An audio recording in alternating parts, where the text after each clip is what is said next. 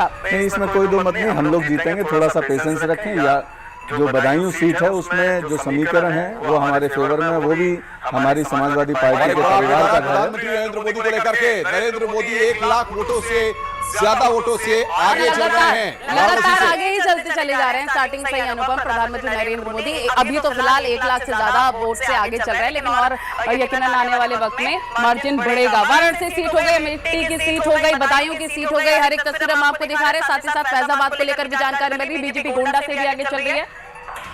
और योगेश कुमार साहब इस वक्त वरिष्ठ पत्रकार हैं, वो भी हमारे साथ जुड़ रहे हैं। योगेश जी, बहुत बहुत स्वागत है आपका। उत्तर प्रदेश की सियासी नब्ज को आप समझते हैं, आपने 2012 का भी चुनाव देखा, विधानसभा का 2014 का भी देखा, 2017 का विधानसभा चुनाव भी देखा, 2019 का लोकसभा चुनाव देखा और 22 का भी चुनाव विधानसभा का यूपी का देखा। ये दो लड़कों की जोड़ी ने उत्तर प्रदेश में कैसे अंडर करंट को भापा, कैसे विरोध को भापा, कैसे जनता के मन को भापा, और उसके बाद जो अब स्कोर आ रहा है वो स्कोर अपने पक्ष में लेकर के आ रहे हैं। देखिए, उत्तर प्रदेश की जहां तक बात है, और ये आकलन जो बाकी सारी लोगों ने भी करा था, एजेंसीज ने भी करा था, उससे बिल्कुल उल्टा और अंडर करंट की बात थी जो अभी तक किसी ने भापी नहीं थी, वो आज दिखाई दे रही है रिजल्ट्स में।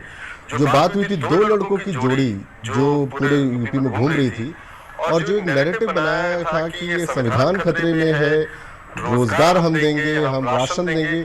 मुझे लगता है यूपी में ये जो नैरेटिव था ये बड़ा तेजी से वर्क करा, और यही रीजन है कि बीजेपी को इतना झटका या इतने लॉस यूपी में ही हो रहा है जिसकी उनको कभी उम्मीद नहीं। बड़ी बात है इन सब चीजों का ज्यादा असर नहीं हो पाया, लेकिन उससे ज्यादा कहीं आपको नहीं लगता कि ऐसा असर बेरोजगारी का जो मसला था, जो रोजगार को लेकर के, पेपर लीक को लेकर के, जो युवा कहीं ना कहीं लगातार अपने बातों को उठाता रहा है। डेफिनेटली ये समझा जाए कि जो समाजवादी पार्टी जो इंडिया अलायंस की तरह से नैरेटिव सेट करने की कोशिश की, वो लोगों के दिलों में घर कर गई। ये बिल्कुल वही बात है। जो पेपर लीक मामला था, जो बेरोजगारी का मामला था, ये ऐसी चीज थी जिससे जितना भी युवा है, ना सिर्फ यूपी का, बाकी प्रदेश के बाकी राज्यों का भी, सभी युवाओं को कनेक्ट करा। और यही रीजन है जो यूपी में परिणाम जितने पल उल्टे आए हैं। और एक बात और जो मैं ऐड करना चाहता हूँ, जो मेरी अपनी पर्सनल ऑब्जर्वेशन है, जो दलित शरद पवार ने नीतीश से बातचीत की है। बड़ी खबर यहाँ पर, नीतीश को इंडिया में आने का न्योता दिया है, सूत्रों के हवाले से बड़ी खबर, और ये बहुत बड़ी खबर है जिस बात का अंदेशा लगातार न्यूज़ 18 बता रहा था। शरद पवार ने यहाँ पर नीतीश कुमार से बातचीत की है, इंडिया गठबंधन में आने का न्योता दिया है। इसी से आप समझ सकते हैं कि जिस तरीके से जोड़ तोड़ आप यहाँ पर नंबर गेम की बात की, वो नंबर गेम बनाने की यहाँ पर इस वक्त की सबसे बड़ी खबर है। एनडीए में फूट डालो, एनडीए में फूट, क्योंकि एनडीए में जिस तरीके से नीतीश को अगर अपने पाले में लाया जाता है तो उसका असर यहाँ पर होगा। तो ऐसे में क्योंकि 272 का जो मैजिक फिगर है, जो सत्ता की चाबी के लिए जो फिगर है, उसके लिए अब देखिए शरद पवार ने यहाँ पर बात की है। बड़े नेता यहाँ पर संपर्क साधते हुए नजर आ रहे हैं। एक बार फिर से गैस करो करेंगे जी, आप अपनी बात पूरी कीजिए। और आप कुछ कह रहे थे, सूत्रों के हवाले से कुछ जानकारी आपको भी मिली है।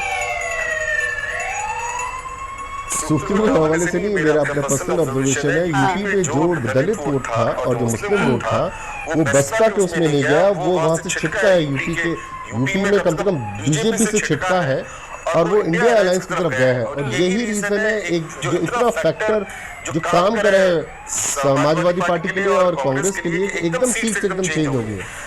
ये मेरा मानना है कि इसको अगर माइक्रो लेवल में एनालिसिस कराया जाए सीट बाय सीट, आपको पता चलेगा कई सारा दलित वोट छिटका है। और सबसे बड़ी लीडर मुझे दिखाई देती है। मैं फिर से कह रहा हूँ कि जनता जो है वो कुछ मुद्दों को लेकर के नाराज थी, तो उसने जो है वोट जो है भारतीय जनता पार्टी को नहीं किया। फिर भी अभी आंकड़े जो है इंतजार करने की जरूरत है। लेकिन समाजवादी पार्टी कोई ऐसे बड़े मुद्दे लेकर के नहीं आई थी जिसके आधार पर जनता ने। सौरभ जी, देखिए सवाल यहाँ पर गया, अभी आप कह रहे हैं इंतजार करने की जरूरत। मैं एक छोटी सी बात पूछ रहा हूँ, 2019 का परिणाम आपको पता है, एनडीए का स्कोर आपको पता है।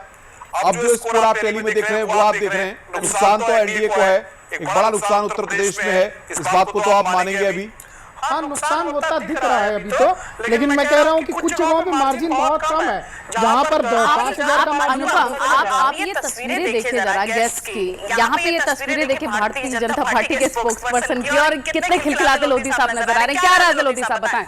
इसमें कोई दो राय नहीं है। हंसने का कारण या मुस्कुराने का कारण यही है कि देश की जनता की जीत हो रही है और देश के मुद्दों क्या क्या मुद्दों को पुरजोर तरीके से उठाया जो आपको लगता है कि जनता के दिलों में घर कर गए? बताएं जरा। बेरोजगारी भी एक आप देख रहे हैं कि किसानों के मुद्दे थे, महिलाओं के मुद्दे थे, महंगाई का मुद्दा था और नौजवान का मुद्दा था, पर्चा लीक था। तमाम ऐसे मुद्दे थे जो जनता तक गए और जनता को समझ में आया कि हाँ, वो लोग ये सोच रहे थे कि इनका अहंकार बहुत जरूरी है टूटना। इन्होंने तो महिलाओं की बात करते हो आप, तो महिलाओं के हाथरस की घटना हो, हमारे पिंकी लोधी की घटना हो, मनीषा वाल्मीकि की घटना हो, बदायूं की घटना हो, और तो और जो गोल्ड मेडलिस्ट महिलाएं थी उनको आज तक न्याय नहीं मिला। केवल ये महत्वपूर्ण बात आपने कही, लेकिन सवाल यहाँ बनाने के लिए राकेश ये सारे मुद्दे हैं, लेकिन आनंद दुबे जी सवाल ये होता है कि भारतीय जनता पार्टी विकास की बात करती है, भारतीय जनता पार्टी लोगों को राशन देने की बात करती है, लेकिन भारतीय जनता पार्टी, जाऊंगा आपके पास, केंद्रीय मंत्री बीएल वर्मा पीछे चल रहे हैं, स्मृति ईरानी भी आगे पीछे चल रही है।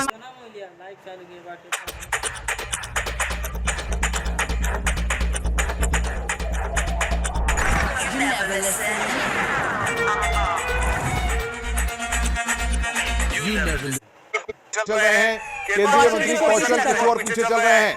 ये बड़ी खबर, रक्षा मंत्री राजनाथ सिंह आगे चल रहे हैं, केंद्रीय मंत्री स्मृति ईरानी यहाँ पर पीछे चल रही है। बड़ा अपडेट, मंत्रियों का आंकड़ा हम आपको बता रहे हैं कौन कौन पीछे चल रहे हैं। बीएल वर्मा पीछे चल रहे हैं, केंद्रीय मंत्री एसपी सिंह बघेल आगे चल रहे हैं और केंद्रीय मंत्री पंकज चौधरी भी आगे चल रहे हैं। कौन आगे चल रहा है, कौन पीछे चल रहा है, ये बिल्कुल बीएल वर्मा के बारे में शायद मुझे लगता है कुछ गलत अपडेट है। बीएल वर्मा क्योंकि चुनाव नहीं लड़े हैं तो आंकड़ा गलत अपडेट हो गया है शायद। मैं चाहूंगा आउटपुट से कि बीएल वर्मा की तरफ प्लेट को अपडेट कर दिया जाए। लेकिन सबसे बड़ी बात यह कि लोकसभा 2024 543 सीटें जो है, एनडीए 292, ये जो फिगर है देखिए, इसमें आप देखिए कि 292 में अगर आप देखिए 233 यानी कि और अदर्स 18, यानी कि अगर इस 292 में फूट डाली जाती है नीतीश को या बाकी जो एनडीए के साथी हैं उनको इधर अपने पाले में यहाँ पर इंडिया अलायंस कोशिश करता है लाने की, तो आप समझ सकते हैं कि इस स्कोर को 272 बनाने की अगर कोशिश की जाती है। परिवर्तन हुआ है तमाम सीटों पर। अभी मैनपुरी शुरू में डिम्पल यादव पीछे थी, वो आगे हो गई। कन्नौज में केवल 6000 का अंतर है। हमको लगता है कि कन्नौज में भारतीय जनता पार्टी चुनाव में विजय दर्ज करेगी। तो तमाम सीटों आप बदलाव की बात कर रहे हैं और इसी बीच एक बदलाव हो गया है, अक्षय यादव भी पीछे हो गए। मतलब बदायूं से आदित्य पीछे चल ही रहे थे, अक्षय भी पीछे हो गए हैं। हाँ ठीक है, बहुत मामूली